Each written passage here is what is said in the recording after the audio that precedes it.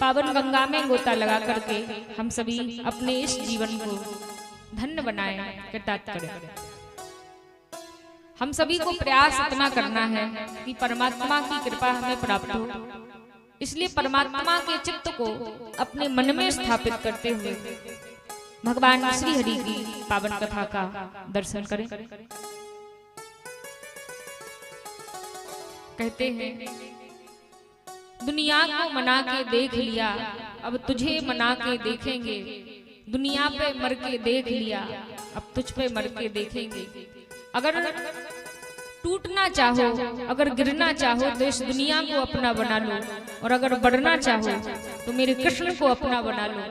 अगर इतनी छोटी सी बात को हमने अपने जीवन में याद रखा तो हमें कभी गिरना नहीं पड़ेगा। जब सबके साथ बैठे तो कृष्ण की बातें किया करें, और जब अकेले में बैठे तो कृष्ण से बातें किया करें। इतनी छोटी सी धारणा, इतना छोटा सा परिवर्तन ही अगर हम अपनी जिंदगी में ला देंगे तो हमारा भगवान की कथा को सुनना सार्थक हो जाएगा। भगवान कहते हैं, देख मांझी याद रखना कोई नादानी ना हो। नाव तो पानी में हो पर नाव में पानी ना हो। संसार में बेशक मन जाए, मन में संसार ना आने दो। संसार में हम रहें, ऐसा नहीं कि साधु केवल हम घर परिवार को छोड़ दे वन में चले जाएं तो ही साधु बनते हैं। केवल वन में जाने से, वस्त्र पहनने से, हाथ में तुलसी की माला लेने से ही साधु नहीं बना जाता। इस संसार में रहते हुए भी इस संसार को छोड़ दो, वही सबसे बड़ा साधु। ऐसा नहीं, मेरे कहने का मतलब ये नहीं कि हम घर परिवार को छोड़ करके साधु बन जाएं। ऐसा नहीं। इस जीवन में, इस गृहस्थ जीवन में रहकर भी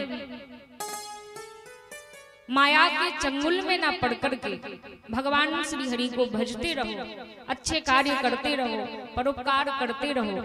यही सबसे बड़ा धर्म है। दया धर्म का मूल है, पाप मूल अभिमान। तुलसी दया ना छोड़िए जब तक घट में प्राण।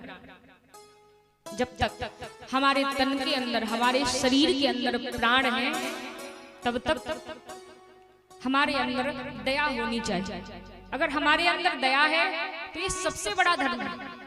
अगर किसी के कष्ट को देखकर, किसी के दुख को देखकर के हमें दुख होता है, दया आती है, तो ही हम मनुष्य कहलाने के लायक हैं। और अगर हमें दया आती है तो ही हम मानव भी हैं और भगवान के प्रिय भी हैं। और अगर दया नहीं है, जिस जीव के अंदर दया नहीं होती, उससे बड़ा पापी और कोई नहीं होता। और जब तक हमारे तन के अंदर प्राण रहे, जब तक हम इस संसार में रहें, तब तक हमारे अंदर से दया नहीं जानी चाहिए। अगर आपके अंदर दया होगी तो आपके द्वारा कभी कोई गलत कार्य हो ही नहीं सकता, कभी पाप हो ही नहीं सकता। इसलिए दया होना बड़ा जरूरी है। तुलसी दया ना छोड़िए जब तक घट में प्राण। परमात्मा से हम वादा करके आए हैं, माँ के गर्भ में रहते हैं। गर्भ में रहने वाले बच्चे को अपने माँ के गर्भ में उल्टा लटकना पड़ता है। उस छोटे से शिशु को बड़ा कष्ट होता है, बड़ी पीड़ा होती है।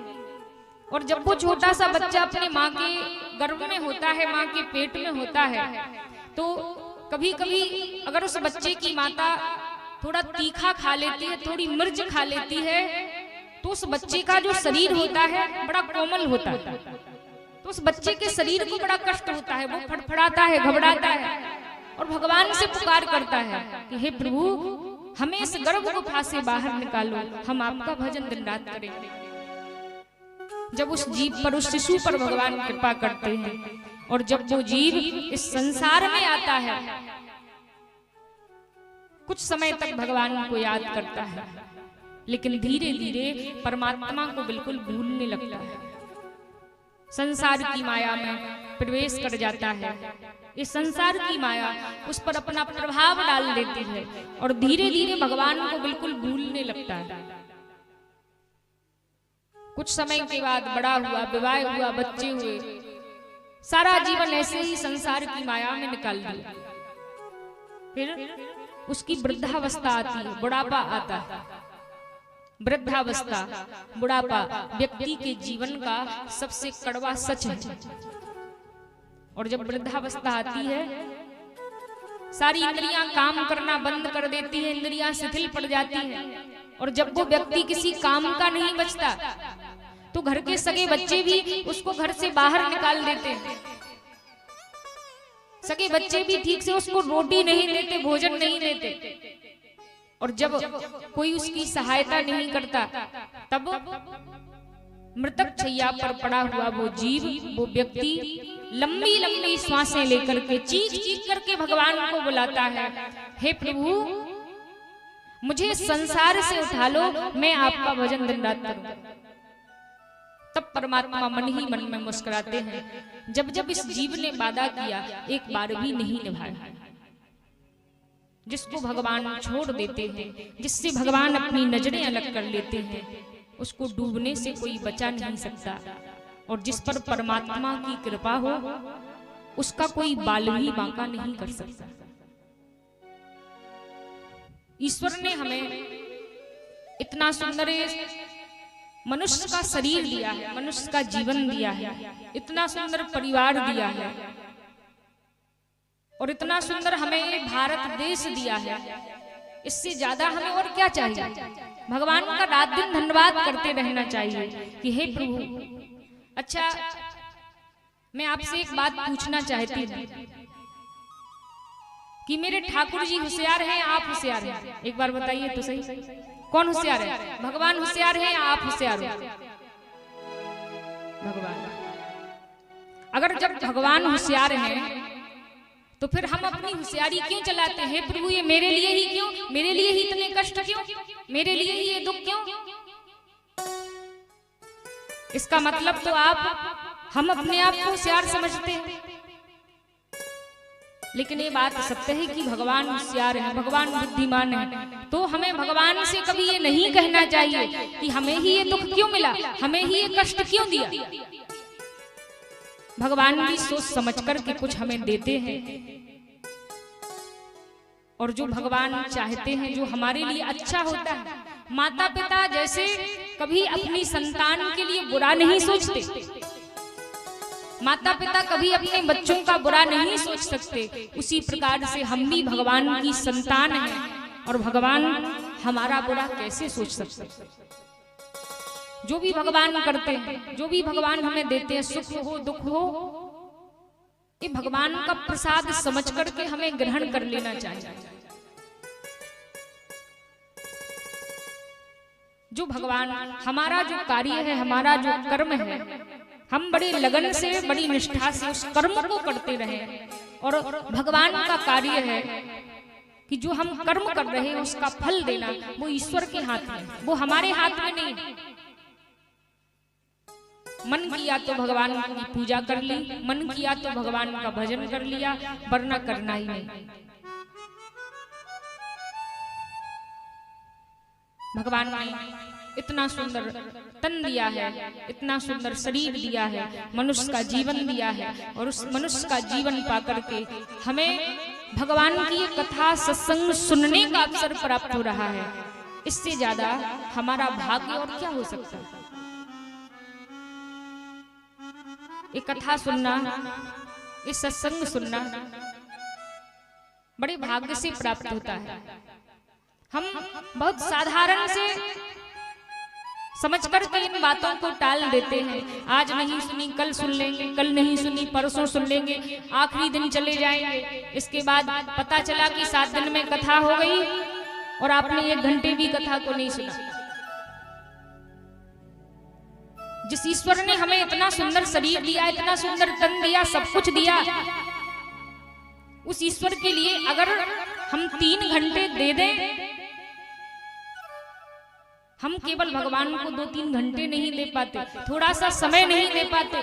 2-3 घंटे की तो छोड़िए, कई व्यक्ति के घर में तो अगरबत्ती तक नहीं लगती, उन्हें समय ही नहीं। सुबह 7 बजे उठे, दुकान पर चले गए, रात में 8 बजे आए, भोजन करके फिर सो गए। भगवान के लिए टाइम ही नहीं। फिर बाद में जब कष्ट आते हैं, बाद में जब दुख आते हैं, तो फिर रोते फिरते हैं कि हमें ही ये दुख क्यों, हमें ही ये तकलीफ क्यों। पहले से ही अपने जीवन को सुधार लें।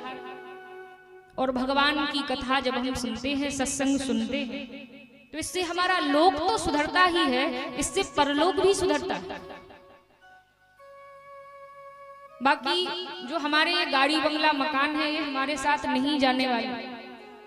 अगर जाएगा तो हमारा धर्म, हमारे अच्छे कार्य, हमारा परोपकार, हमारी दया, हमारा त्याग और हमारा ये कथा सुनना, यही साथ जाएगा।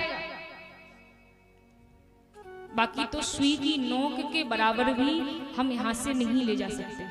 जिस शरीर पर हम इतना करते हैं, इतना अभिमान करते हैं, ये शरीर भी हमारा साथ छोड़ देता है। ये शरीर भी शमशान तक जाता है और ये शरीर भी यहाँ जलकर के राख का ढेर हो जाता है। जब हमारा शरीर ही हमारे साथ नहीं जाता और हम इतने संसार को लपेटे फिरते, ये फलाना हमारा है, ढिकाना हमारा है, ये सब कुछ हमारा है। ऐसा नहीं कि हम कुछ जोड़े ना, करना चाहिए, जोड़ना चाहिए, लेकिन थोड़ा थोड़ा भगवान का भजन भी करना चाहिए, जिससे हमारे ऊपर जो कष्ट आने वाले होते हैं, हमारे ऊपर जो बाधाएं आने वाली होती हैं, वो बाधाएं टल जाती हैं। क्यों कहा जाता है कि अगर आपके पास 100 रुपए हैं तो उनमें से 1 रुपया भगवान के मंदिर में चढ़ाइए। भगवान को उस पैसे की आवश्यकता नहीं है। भगवान के पास तो भंडार भरा रखा है। भगवान आपके पैसे के भूखे नहीं, भगवान आपके मिठाइयां व्यंजनों के भूखे नहीं। भगवान को चढ़ाया इसलिए जाता है कि अगर आप 100 रुपए में से 1 रुपया भी अगर भगवान को अर्पित कर रहे हैं, तो आपकी वो संपूर्ण संपत्ति पवित्र हो जाती है। फिर आप पर कोई कष्ट नहीं आता, आप पर कोई बाधा नहीं आती, आप पर कोई दुख नहीं आता।